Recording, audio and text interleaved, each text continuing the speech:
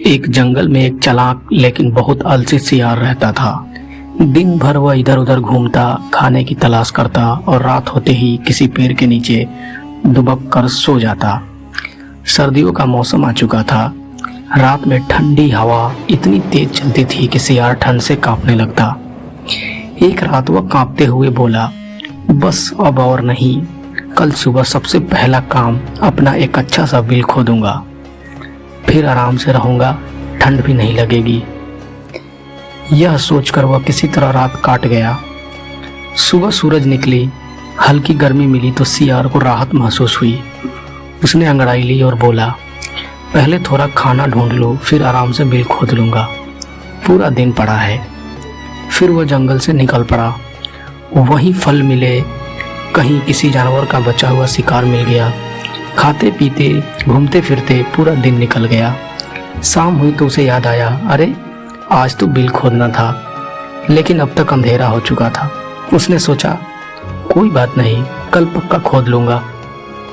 रात फिर आई, ठंडी हवा फिर से चली। सियार फिर कांपने लगा। वह दांत बजाते हुए बोला, उफ, कितनी ठंड है, कल चाहे कुछ भी हो जाए सबसे पहले बिल खोदूंगा। लेकिन अगली सुबह फिर वही हुआ। धूप निकली, ठंड कम लगी और सियार अपने वादे भूल गया। वो फिर खाने की तलाश में निकल पड़ा। ऐसे ही दिन बीतते गए।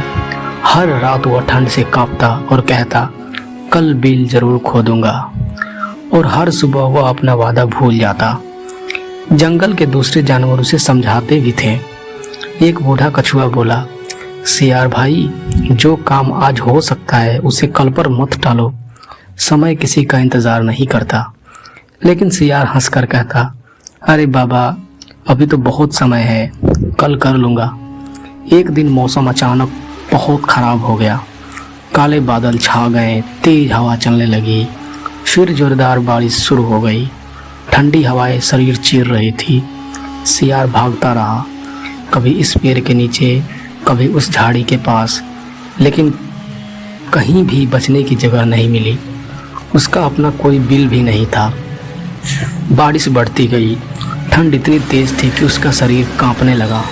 वह रोते हुए बोला, काश मैंने पहले ही अपना बिल बना लिया होता, काश मैंने काम को टाला ना होता। लेकिन अब बहुत देर हो चुकी थी। पूरी रात वह ठंड और बारिश में कांपता रहा।